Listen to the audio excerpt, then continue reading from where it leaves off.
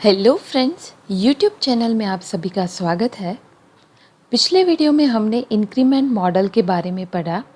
इस वीडियो में हम रेड मॉडल के बारे में पढ़ेंगे। हम रेड मॉडल कब यूज़ करते हैं, उसके क्या एडवांटेज है, क्या डिसएडवांटेज है, उसके बारे में देखेंगे। तो आइए चलते देखते कि रेड मॉडल क्या है। RAD model means rapid application development model. जैसे कि नाम में ही आपको बता देगा कि रैपिड, आपको यहाँ पे जो भी प्रोडक्ट की डिलीवरी करनी है वो काफ़ी फास्ट डिलीवरी होती है कंपेयर टू अदर मॉडल। जो भी आप पूरा का पूरा सॉफ्टवेयर डेवलप करते हो वो prototyping plus iterative approach follow करता है। Now what is a prototyping and iterative development process? Prototyping means you are creating the prototype. For example, आप अगर कोई भी कंस्ट्रक्शन साइट पे गए होगे तो वहाँ पे उन्होंने प्रोटोटाइप बनाया होगा छोटा सा, लाइक यहाँ से एंट्री पॉइंट होगा, यहाँ मेन बिल्डिंग होगी, यहाँ पे क्लब हाउस होगा। Okay, so that is called the prototype. Prototype हमेशा हमको इम्प्लीमेंट के टाइम पे बहुत ही यूज़फुल होता है।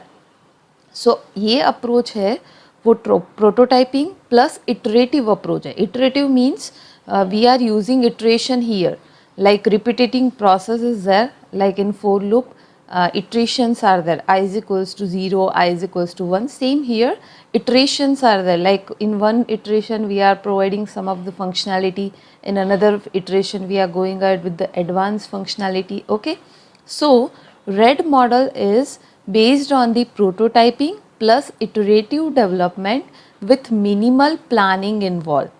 यहाँ पे हम बहुत ही कम प्लानिंग करते हैं और ज़्यादातर हम फोकस करते हैं मॉडलिंग प्लस कंस्ट्रक्शन में, क्योंकि यहाँ पे हमको बहुत ही जल्दी डिलीवर करना होता है पूरा का पूरा सॉफ्टवेयर।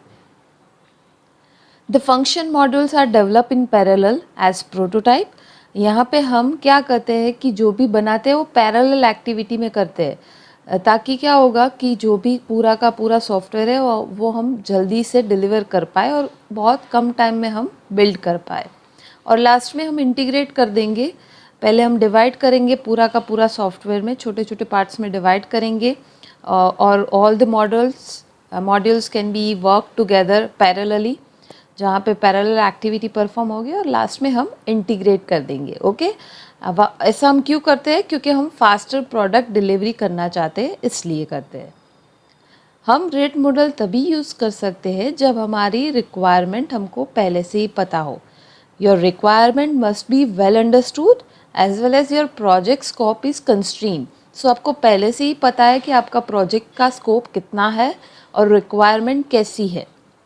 ओके, आपको पहले से पता होगा तभी ये मॉडल है वो बहुत एफिशिएंटली काम करेगा और ये पूरा का पूरा मॉडल आपको with in very short period of time, for example 60 to 90 days में ये आपको फुल्ली फंक्शनल सिस्टम दे देगा।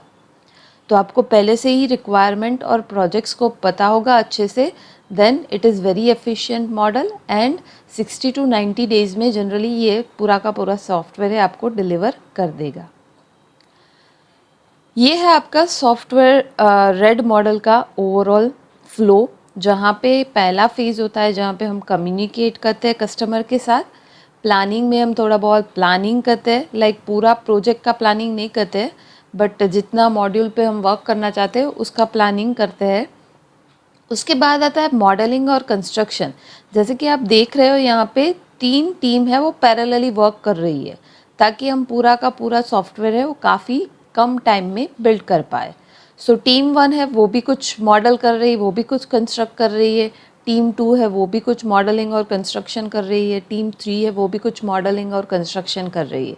फॉर एग्जांपल, अगर हम लाइब्रेरी मैनेजमेंट सिस्टम की बात करें तो जहाँ पे हम टीम 1 को log in functionality like issue book functionality दे देते हैं, टीम 2 को रिटर्न बुक फंक्शनैलिटी दे देते हैं और टीम 3 को रिजर्व बुक फंक्शनैलिटी दे देते हैं। तो ये तीनों की तीनों फंक्शनैलिटी पैरेलली परफॉर्म होगी और एट लास्ट डिप्लॉयमेंट में हम इंटीग्रेट कर देंगे एंड डिलीवर कर देंगे। पैरेलल एक्टिविटी के कारण हम पूरा का पूरा सॉफ्टवेयर है वो काफ़ी जल्दी डिलीवर कर पाते हैं, like with in 60 to 90 days and ये उसका बिगेस्ट बेनिफिट है। मॉडलिंग में यहाँ पे 3 टाइप के मॉडलिंग होते हैं, like business modelling, data modelling and process modelling. ये तीनों के तीनों मॉडलिंग हम डिटेल में नेक्स्ट स्लाइड में देखेंगे। कंस्ट्रक्शन पार्ट में हम कंपोनेंट रीयूज़, अगर आपका कोई कंपोनेंट रीयूज़ होता है तो उसे यूज़ कर लो, ताकि आपका जो डेवलपमेंट टाइम हो वो कम हो जाए, as well as testing time भी कम हो जाता है। तो पहले से अगर कोई कंपोनेंट बिल्ड ही है तो यूज़ कर लो उसे फिर से, right. Then after automatic code generation is again another activity into the construction, like जहाँ पे आप ऑटोमेटिक कोड जनरेट कर सकते हो वहाँ पे वो अप्लाई करो। And at last testing phase आता है जहाँ पे हम पूरा का पूरा जो भी मॉड्यूल है उसका टेस्टिंग करते हैं, कुछ एरर तो नहीं रहेगी वो सब देखते हैं, राइट। डिप्लॉयमेंट फेज़ होता है जहाँ पे हम इंटीग्रेशन करते हैं, जहाँ पे ऐसे एरो दिखा रहे हैं कि जहाँ पे हम पूरा का पूरा जो भी टीम 1 2 3 ने बनाया वो हम इंटीग्रेट करते हैं। उसके बाद कस्टमर को डिलीवर कर देते हैं and at last the feedback ले लेते हैं। आइए देखते हैं 1 बाय 1 फेजेस। रेड मॉडल है वो काफ़ी हाई स्पीड एडप्शन मॉडल है।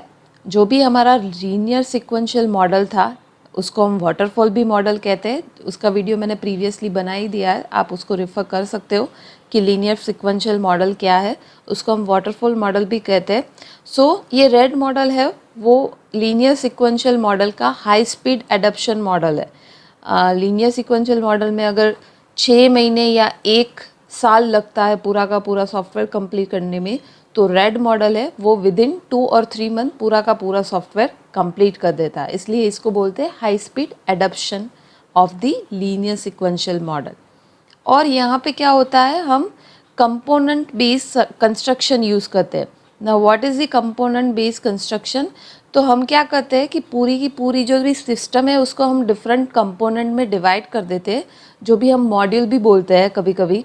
तो कंपोनेंट बेस्ड कंस्ट्रक्शन मीन्स हम पूरा का पूरा सॉफ्टवेयर एट अ टाइम नहीं यूज़ करते, एट अ टाइम हम बिल्ड नहीं करते, बट क्या करते हैं उसको डिवाइड कर देते हैं डिफरेंट डिफरेंट कंपोनेंट में, ताकि हम उसको रीयूज़ भी कर पाए, उसका अच्छे से टेस्टिंग भी कर पाए और कॉम्प्लेक्सिटी भी काफ़ी कम हो जाती है। इसलिए हम यहाँ पे कंपोनेंट बेस्ड कंस्ट्रक्शन यूज़ करते हैं। यहाँ पे जो रेड मॉडल में हम डेवलपमेंट यूज़ करते हैं वो काफ़ी टाइम बॉक्स्ड होता है, बिकॉज यहाँ पे कंपलसरी अगर आपने बोला है कि 2 या 3 महीने में ख़त्म हो जाएगा तो कंपलसरी आपको 2 या 3 महीने में कंप्लीट करना ही है। एंड जो भी आपका प्रोटोटाइप है वो वर्किंग मोड में होना चाहिए। ऐसा नहीं होना चाहिए कि आपने बस as a documentation and designing दे दिया, जो भी आप डिलीवर करो वो वर्किंग मोड में होना चाहिए। This can quickly give the customer something to see and use and to provide the feedback. इससे क्या होगा कि आप कस्टमर को जल्दी से कुछ वर्किंग प्रोडक्ट है वो डिलीवर कर पाओगे, ताकि कस्टमर उसको देखेगा, उसको यूज़ करेगा, उसका फीडबैक देगा। तो जो भी रिस्क है वो हम पहले से ही रिमूव कर देते हैं, और जो भी कस्टमर्स के सेटिस्फेक्शन रिलेटेड इश्यू आते हैं वो भी हम काफ़ी अच्छे से यहाँ पे सॉल्व कर पाते हैं, क्योंकि कस्टमर ने यूज़ कर लिया है थोड़ा बहुत प्रोडक्ट तो उसको पता चल जाता है। सो पहला फेज़ है वो कम्युनिकेशन है, जहाँ पे हम जो भी बिज़नेस प्रॉब्लम है उसको अच्छे से अंडरस्टैंड करते हैं, लाइक कौन कौन से हमारे बिज़नेस में प्रॉब्लम्स है, तो वो हम कम्युनिकेट करते हैं डिफरेंट स्टेक होल्डर के साथ, और वो जो भी प्रॉब्लम है उसको अच्छे से अंडरस्टैंड करते हैं। नेक्स्ट आता है प्लानिंग फेज़, जहाँ पे मल्टीपल टीम्स पैरेलल में कैसे वर्क करेगी उसका प्लानिंग करते हैं। लाइक डिफरेंट मॉड्यूल्स होते हैं उसमें एंड डिफरेंट टीम्स होती है, तो किस टीम को किसका मॉड्यूल देना है, दूसरी टीम को कौन सा मॉड्यूल देना है। So accordingly we have to plan very efficiently so that every activity can be performed parallelly. अगर क्या होगा कि एक मॉड्यूल दूसरे मॉड्यूल पे डिपेंड होगा तो पैरेलल एक्टिविटी परफॉर्म नहीं होगी। तो आप ऐसा ही कंपोनेंट बना दो कि जो इंडिपेंडेंट हो और पैरेलली वर्क कर पाए। तो उस तरीके का प्लानिंग करना है प्लानिंग फेज़ में। नेक्स्ट आता है मॉडलिंग, जहाँ पे मैंने बोला था 3 टाइप के मॉडलिंग है, business modelling, data modelling and process modelling. अब ये बिजनेस मॉडलिंग क्या है, तो बिजनेस मॉडलिंग मीन्स आपके जो भी सॉफ्टवेयर और आपका जो भी प्रोजेक्ट है उसमें डेटा कहाँ से आता है, आपका डेटा कौन जनरेट करता है, आपकी इन्फॉर्मेशन है वो कहाँ से आती है, कहाँ जाती है। तो जो भी इंफॉर्मेशन फ्लो है among the business, that is done by the business modelling. For example, what kind of business drivers are there? Who is going to generate the information? From where the information come and from? आपकी information कहाँ से आती है, कहाँ जाती है? Means आपका का पूरा जो business का जो information flow है वो business modeling define करता है. उसके बाद आता है डेटा मॉडलिंग. सो बिजनेस मॉडलिंग में आपने जो भी इंफॉर्मेशन गैदर की उसका यहाँ पे रिव्यू किया जाता है. डेटा मॉडलिंग में क्या होता है कि जो भी इंफॉर्मेशन आपने गैदर की उसका रिव्यू होता है, उसको हम एनालाइज करते हैं और सेट ऑफ डेटा ऑब्जेक्ट में कन्वर्ट करते हैं. अब ये सेट ऑफ डेटा ऑब्जेक्ट क्या है? हम डेटाबेस बनाते हैं तो उसमें क्या होता है कि डेटा ऑब्जेक्ट मीन्स हमारा जो रियल टाइम डेटा ऑब्जेक्ट है उसमें कन्वर्ट करना पड़ता है, राइट? सो जो भी इंफॉर्मेशन है उसको हम डेटा ऑब्जेक्ट में कन्वर्ट करते हैं.